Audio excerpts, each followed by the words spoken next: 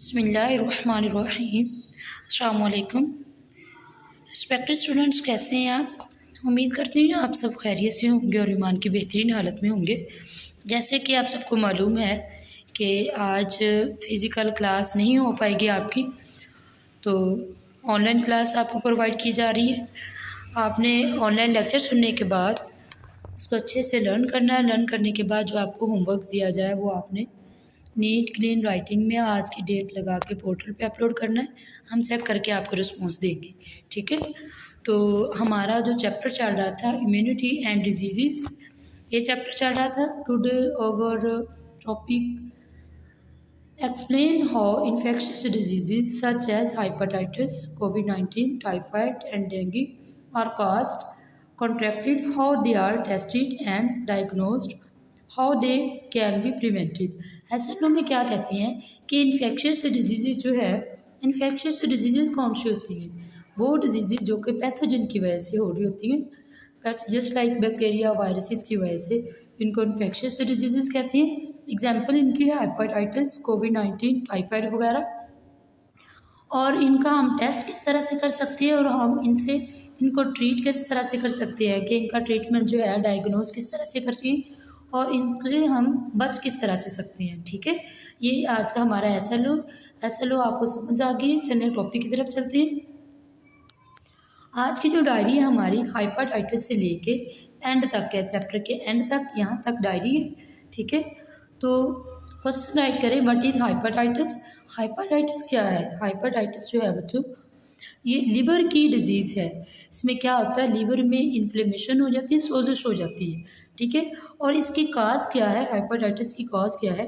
ये hepatitis A virus की वजह से या बी वायरस की वजह से हो रहा है। अब इसके सिम्टम्स क्या हैं, इसके अलामात क्या, हमें कैसे पता चलेगा कि इस पर्सन को हेपेटाइटिस हो गया? First of all, loss of appetite, कि उसकी भूख खत्म हो जाएगी। अब्डोमिनल पेन, पेट में दर्द।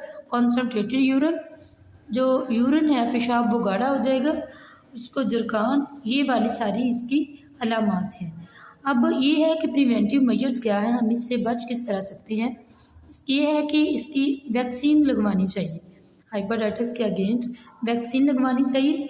ये इसमें 3 क्वेश्चंस आ जाएंगे, व्हाट इज हेपेटाइटिस, फिर इसकी काजेज़ क्या हैं, काजेज़ ऑफ हेपेटाइटिस, थर्ड है इसकी सिम्टम्स क्या हैं, और फोर्थ ये प्रिवेंटिव मेजर्स, ठीक है। ये आपने करना है। नेक्स्ट है टाइफाइड, व्हाट इज़ टाइफाइड। तो what is the main cause of typhoid. Typhoid जो है ये एक बैक्टीरिया की वजह से होता है। बैक्टीरिया का नाम है सैल्मोनेला टाइफी। ये किस में मौजूद होता है, पोल्यूटेड वाटर में, या फिर ऐसी फूड जो कि पोल्यूटेड वाटर से, आलूदा पानी से पकाई गई हो, या फिर ऐसे पर्सन से इंट्रैक्शन करने से जिसको टाइफाइड पहले से हो, ठीक है, जिसको टाइफाइड फीवर हो, उस पर्सन से अगर इंट्रैक्ट करते हैं तो भी टाइफाइड हो जाता है। इसके सिम्टम्स क्या हैं, अलामात क्या हैं? हाई फीवर होता है, सर दर्द होता है इसमें, ठीक है। स्टमक में भी उलझन होती है, स्टमक में पेन होता है, कॉन्स्टिपेशन, कब्ज़ हो जाती है, डायरिया वगैरह हो जाता है। अब इसकी ट्रीटमेंट क्या है, हम इसको किस तरह से ट्रीट कर सकते हैं, बच किस तरह से सकते हैं? एंटीबायोटिक्स और वैक्सीन लगवाने चाहिए इसके, ताकि टाइफाइड से बचा जा सके, ठीक है। नेक्स्ट है डेंगू। जैसे कि आप सबको पता है कि डेंगू क्या चीज़ है, ये मॉस्किटो से फैलने वाली एक बीमारी है। डेंगू फीवर में क्या होता है, इसकी कॉज क्या है, तो डेंगू फीवर ही इसकी मेन कॉज है। और डेंगू फीवर की में होता क्या है कि हाई फीवर होता है, इसमें बहुत तेज़ बुखार होता है, ब्लीडिंग होना स्टार्ट होती है, और बीपी जो है ये भी डाउन रहता है, सर में दर्द होती है, बॉडी पेन होता है, वॉमिट होती है, और उसके अलावा जो ब्लड में प्लेटलेट्स के जो नंबर्स होते हैं ना वो कम हो जाते हैं। अगर प्लेटलेट्स जो हैं ब्लड में कम हो जाए तो इसकी वजह से क्या होता है कि ब्लड क्लोटिंग प्रोटीन जो है ना बॉडी में बनना कम हो जाती है। अगर एक दफ़ा कहीं इंजरी हो जाए, ब्लीडिंग स्टार्ट हो जाए, तो ब्लीडिंग स्टॉप होना मुश्किल हो जाती है। तो इसका प्रिवेंटिव मेजर्स क्या है, किस तरह हम इससे बच सकते हैं? एंटीबायोटिक्स यूज़ करने चाहिए और हेल्दी डाइट लेनी चाहिए, ठीक है। एक्टिविटी 3.3 और इसमें 3 एक्टिविटीज़ आ रही हैं, वो हम क्लास में जब आएंगे ना इंशाल्लाह तब करवाऊँगी, आपको ग्रुप्स बनवा के ये इसके चार्ट्स बनवाऊँगी। नेक्स्ट टॉपिक है प्रिवेंशन अगेंस्ट इन्फेक्शियस डिजीज़, कि हम इन्फेक्शियस डिजीज़ से कैसे बच सकते हैं। तो क्या करते हैं कि अगर हम लोग ये वाली प्रिवेंटिव मेजर्स कर लेते हैं तो ये जो वबाई है, जितनी भी वबाएँ, एपिडेमिक्स कहते हैं इनको, हम इससे बच सकते हैं।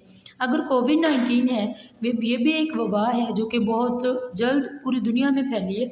तो इससे अगर बचने के लिए हम लोग देखें, इसका इन्फेक्शन से बचने के लिए हम घर में रहना चाहिए, वो need to stay at home, घर में रहना चाहिए, मास्क यूज़ करना चाहिए। तो जो हैंड्स हैं उनको अगेन एंड अगेन वॉश करना चाहिए। इसके अलावा हैंड सैनिटाइज़र यूज़ करना चाहिए और डिस्टेंस रखना चाहिए, ठीक है। अगर हम इन रूल्स को ओबे करते हैं तो हम ये जो वबा जितनी भी है या कोविड-19 है, इससे बच सकते हैं, इस वायरस के फैलाव से बच सकते हैं। तो अगर ये आपको ये वबा लग जाती है, अगर आपको कोरोना हो जाता है तो आपको क्वारंटीन सेंटर में जाके रहना चाहिए जब तक रिकवरी ना हो जाए। ये एक्टिविटी 2 है, ये क्लास में करवाऊँगी।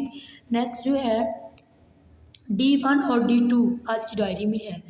तो D1 में कह रहे हैं कि अगर बॉडी में बी सेल जो हैं वो ना बने तो क्या होगा, इस पर इफेक्ट क्या होगा बॉडी पे, ठीक है। इसका आंसर जो है इस पेज पे है, ये बी सेल्स वाला कंप्लीट आप पैराग्राफ करेंगे, ठीक है, इसका आंसर। और D2 जो है वाई और अच्छा कोविड-19 कैसे एपिडेमिक है और इसके प्रिवेंटिव मेजर्स क्या है, इसका आंसर यहीं से आप करेंगे। ये हम डिस्कस कर चुके हैं दोनों क्वेश्चंस के आंसर, D1 का यहाँ से, D2 का सॉरी, यहाँ से लेके यहाँ तक आंसर है इसका। तो यहाँ तक आपने लेसन लर्न करना है। D1 D2 हम प्रीवियस लेक्चर में डिस्कस कर चुके थे, आज आपको निशान लगवा दिया है कि यहाँ तक इसका आंसर है। नेक्स्ट जो है होमवर्क में आपने D1 और D2 ये दोनों करने हैं, ठीक है। होमवर्क करने के बाद KPS की पोर्टल पे अपलोड कर दीजिएगा, चेक करके आपको रिस्पॉन्स करेंगे। फी अमान अल्लाह।